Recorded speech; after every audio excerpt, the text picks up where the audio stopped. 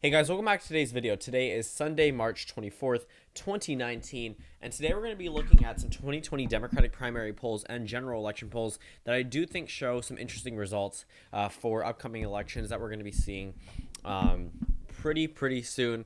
In about a year, we're going to get into Super Tuesday, and it's going to be pretty interesting looking at this race with over 11 candidates announced. This race is definitely going to turn out a lot more interesting than the 2016 Democratic primary. But as you can see on your screen right now, we start off with some numbers. The last time I really made a video analyzing the poll numbers were back when Biden led by 8%, and I'm saying back as if it wasn't 5 days ago. But since then, they have come out with new data. I mean, that tie is still there. General election data is still there. We actually covered that so around 4 days ago. Since then, this is what we have for Monday, which obviously is tomorrow. So Thursday through Monday, March 25th. Now, Thursday, President Trump job approval rating, disapprove plus 10. What is interesting for me for the president is that I'm actually seeing him go up. USA Today shows him at a 48% approval rating. I think that's phenomenal coming from USA Today, especially since it's, off with -1. That is the first, pollster that shows him at a point where he could actually be in the positive, because all the other positive ones were right by Rasmussen reports. Keep scrolling down. The only time where he's ever been in the positive, Rasmussen reports every single time. And now we're seeing new polling data that actually could be showing more in favor of the president, but overall he's still pretty much disapproved of. But that's just the general consensus of the nation. He hasn't really been approved of since his first day of office, when he was approved by 0.1% nationwide. But enough about that. Let's pass the direction of the country poll, because that also isn't too consequential for the general election. The approval polls obviously are, but again, we're more focused on the primaries and one-on-one matchups than President Trump running against himself in terms of keeping his approval rating up. But right now, we're just looking at these general election polls and 2020 Democratic nomination polls. Now, these are where the data gets very, very interesting. Number one, right now, it seems like it's becoming a two-person race between Bernie Sanders and Joe Biden. Did anyone really expect anything different? If we're looking at the data nationwide, typically Joe Biden and Bernie Sanders are the top two, and then it goes down to third with Harris, and then fourth with O'Rourke, and then fifth to Warren. And that's pretty standard. If you look in the Fox News poll, true standing there. Emerson poll, true there. CNN poll, true there. Morning Consult poll, true there. Monmouth poll, true there, except for Warren and O'Rourke flipping. But typically, Harris sometimes gets over double digits, and sometimes she does not get double digits. And that's something that's turning this race into a two-person race. Because if we're looking at the numbers alone, Bernie Sanders, obviously with double digits. Joe Biden, obviously with double digits. And that's very consistent. If we look at the first poll taken back in October, the only two candidates were double digits in the first poll taken were Joe Biden and Bernie Sanders. Since then, Kamala Harris reached double digits in January. She peaked at 15%, coming close to Bernie Sanders, dipped back down again. And now she's not really close to Bernie Sanders. None of them really are. And none of them are really close to Joe Biden. Now, it's interesting because Bernie Sanders has announced his run for president. And since he's announced his run, his numbers have gone up just a tad bit. Not really just a tad bit, actually, compared to some of these by over 10%. But Bernie Sanders, he has announced. Joe Biden has not announced his run for president. So it does seem like some of these people who may be caught up with Hickenlooper, Inslee, Gillibrand, Castro, Buttigieg, Klobuchar, Booker, Warren, some of those people that may be voting for Joe Biden but aren't throwing their support to him in the poll because he hasn't announced yet, could be coming over very soon. But something is really consistent. Joe Biden leading by 8% from the Morning Consult poll to the CNN poll, now to the Fox News poll. Emerson is the only one that shows a tie, and interestingly enough, it's the closest one of the so far 2020 Democratic primary election season. But I don't think that it shows too much bad news for Joe Biden. Let's go ahead and take a look at right here. Let's go ahead and click for the full-on poll results. Right here, let's make it full screen so we can actually see it. But yeah, so President Trump job approval rating right now, so this is March 2019, approve 46%, disapprove 51%. So we're understanding that we're starting off with a base that's pretty much near where the general national polling data is. So it's a pretty accurate sample, just maybe a little bit more in favor of Donald Trump. This is not too important. Looking at taxes, immigration, healthcare, economy, that's not too important. But we're focusing mainly on the Democratic primary. So let's go ahead and try to get there. That's President Trump's job approval. Not job approval rating. Whatever. Let's just pass that. So self-identified Democrats and self-identified independents. So Are they more likely to vote in the Democratic or Republican primary elections or caucuses in states? Obviously that they can. So self-identified Democrats, obviously 85% of them are planning to vote in the Democratic primary. Self-identified Republicans, 2% are supposed to go in the Democratic primary. It doesn't really matter. But 41% of voters are supposedly going to the Democrats, 38% are going to the Republicans for the primaries.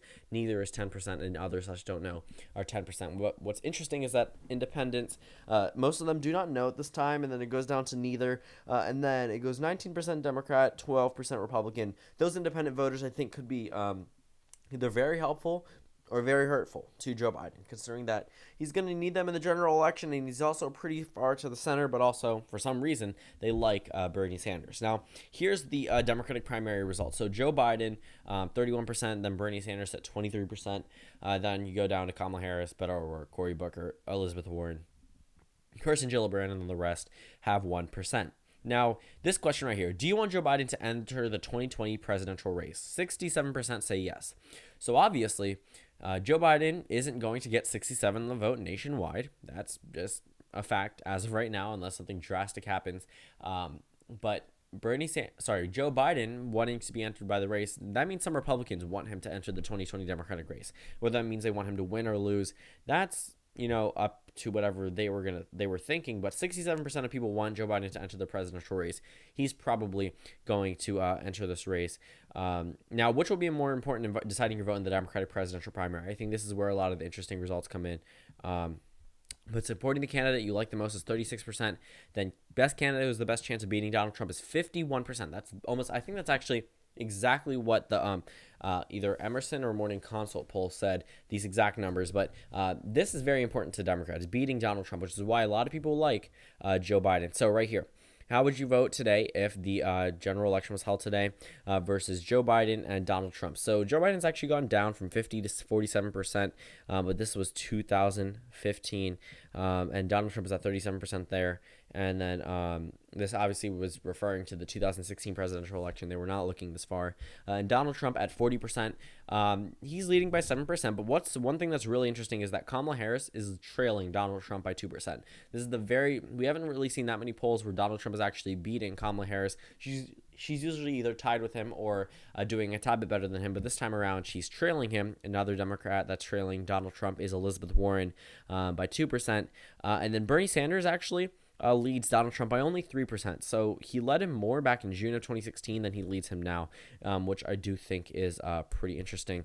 Now, 41% say of the Democrats say that they think Donald Trump should be voted out, and 41% say impeached and removed. Obviously, these people do not necessarily like Donald Trump whatsoever. I'm just trying to see if there's any other data that we could be using. I guess not. Let's go ahead and go back to the CNN, Real Clear Politics data. Let's go to the latest polls. And disregarding the Fox News polls, we just got over that data, but we have new Emerson data. Iowa Democratic Primary Caucus. Biden leads by 1%. So Joe Biden still leading in Iowa, but very narrowly. If you look, +1, +2. Let's click all, and you'll see how much he led by before. +11, +13. So the same two polling companies, CNN and Emerson. Emerson had him at +11 before. CNN had him at +13 before. Now it's narrowed down to a Biden +2 and Biden +1 race. This is inevitable. It's the state of Iowa, first caucus, or even before any primaries in the entire election season. So really, it was always going to get close, obviously, like it did in 2016. But what's interesting is that, again, they are mirroring what we're seeing in the national Democratic primary polls. But here's one thing that jumps out: Mayor Buttigieg is at 11% in the state of Iowa. Now, to put that into perspective, he has surpassed Elizabeth Warren, he has surpassed Beto O'Rourke, Cory Booker, and now Kamala Harris. He is at 11% there. If you look before, this man was not even on the map, okay? You look, he was at 1% before. And even before then, he wasn't even included on the polls. Now he's at 11%. He comes from the state of Indiana, which is neighboring Illinois, which is neighboring Iowa. So I guess it's quote-unquote close enough. But he really has been doing some damage to some other Democrats who could be getting at 11% of the vote. You divide it amongst the remaining Democrats, and all of them would get a 1% boost. But Buttigieg is at 11%, which I do think is something to point out, because that puts him even closer into the race than before. Because if he gets third place, being a nobody nationwide, he becomes a somebody nationwide. And I don't think many people realize that. Just because he's not known now doesn't mean he has no chance whatsoever. If he's able to do well in Iowa, that usually spells out good news for him for the rest of the campaign season, because people will know his name. He will be a headline in every single state, even if Biden wins that state, even if Sanders wins that state. Sure, you'll see that, but then you're going to see who's this random third place person that now everybody knows. It'll be like the O'Rourke effect, where it's just a drastic and exponential, I guess people know you. And your popularity grows exponentially. But that's something interesting. Iowa, though, does have some general election polls for us to analyze. They have included Ben Schultz and Howard Schultz, my bad, in two of the races themselves. Iowa, Trump versus Sanders versus Schultz, and then Iowa, Trump versus Warren versus Schultz. I'm surprised they did not include Joe Biden, but I'm also not surprised at the same time, because he hasn't announced he's run for president yet, so they're probably just trying to throw in other names. But what's interesting is that Sanders loses Iowa if Schultz remains in the race, which is a very real possibility considering he has, number one, the money, and number two, the manpower, considering that Iowa is probably going to be an area where he's going to be focusing on with a lot of, attention early on in the election season. But if we look at some of the data, so far Biden and Sanders are the only Democrats to beat Trump in a one-on-one race. Sanders loses by 2% and he wins by 2% in a one-on-one race. He loses by 2% in a group race. That means Biden would probably win by 2% with Schultz added into the race, but it's still a win. So Biden right now is at plus 6%. Sanders is at plus 2%. I think that's interesting because a lot of people think that only Sanders could win in the state of Iowa, but it seems like they may be more inclined to vote for someone like Joe Biden. Kamala Harris is actually being destroyed in the state of Iowa by Donald Trump, plus 8% for him. Booker plus 4% for Donald Trump, and Trump beats Warren by 2%. So right now I would say Sanders and Biden are the best top two candidates for the state of Iowa, and the best candidate there would probably be Joe Biden. So that finishes up today's video. Thank you guys for watching this video. Comment down suggestions below, and I will see you all tomorrow.